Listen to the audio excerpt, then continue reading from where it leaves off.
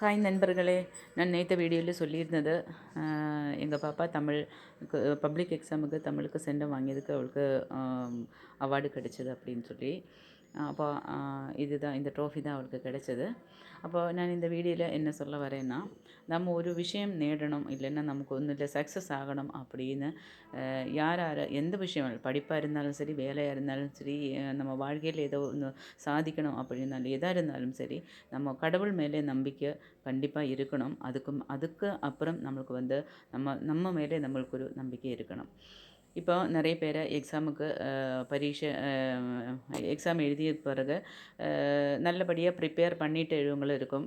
இல்லாமல் ஒரு அளவுக்கு படிச்சுட்டு கடவுள் மேலே முழு நம்பிக்கை வச்சுட்டு கடவுள் என்னை ஜெயிக்க வச்சிடுவோம் அப்படின்னு சொல்லிட்டு எக்ஸாம் எழுதுறவங்களும் இருக்குது.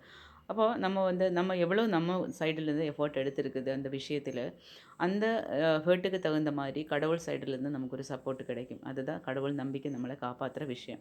இல்லாமல் நம்ம எல்லாம் கடவுள்கிட்ட எல்லா நம்பிக்கையும் கடவுள்கிட்டே கொண்டு வச்சுட்டு நம்ம முயற்சி செய்யாமல் படிக்காமல் நமக்கு ஒரு எக்ஸாமுக்கு பாஸ் ஆக முடியாது. நிறைய பேர் என்னென்னா எக்ஸாம் டைமில் நிறைய ப்ரிப்பரேஷன் எடுத்த பிறகு கடவுள்கிட்டே போய் சொல்லி எனக்கு ஜெயிக்க வச்சிரு அப்படின்னு சொல்லுவாங்க. அது உங்களுடைய ஒரு கடவுள் மேலே நம்பிக்கை இருக்க ஓகே தான்.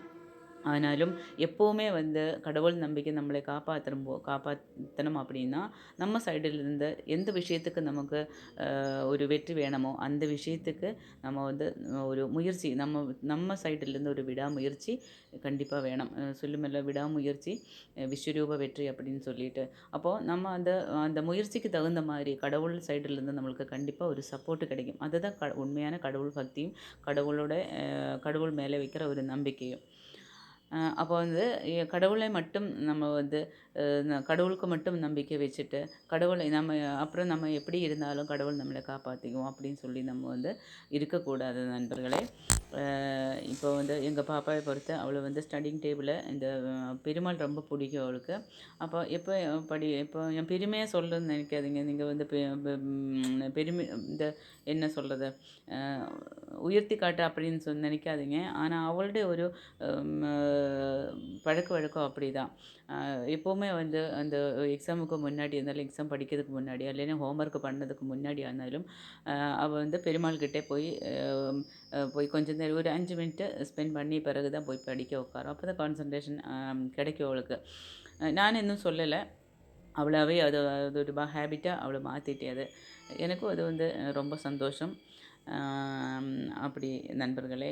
அப்போது இதே மாதிரி நம்ம கடவுள் மேலே நம்பிக்கை வைக்கணும். அந்த மேலே நம்மளுக்கு மேலே ஒரு நம்பிக்கை வைக்கணும். அப்போ தான் நம்மளுக்கு கடவுள் ஒரு சப்போர்ட்டாக ஒரு கூட ஒரு ஊன்றுகோலாகவே நம்மளுக்கு கூட இருந்து நமக்கு வேண்டியதெல்லாம் நம்மளுக்கு செஞ்சு கொடுக்கும். இதுதான் உண்மையான கடவுள் பக்தி நண்பர்களே. அப்போது நம்ம சைட்லேருந்து முயற்சி இல்லாமல் எல்லாம் கடவுள் பார்த்து கொடுத்துரும் அப்படின்னு சொல்லிட்டு நம்ம சோம்பேறி இருக்கக்கூடாது நண்பர்களே. ஓகே, நன்றி, வணக்கம்.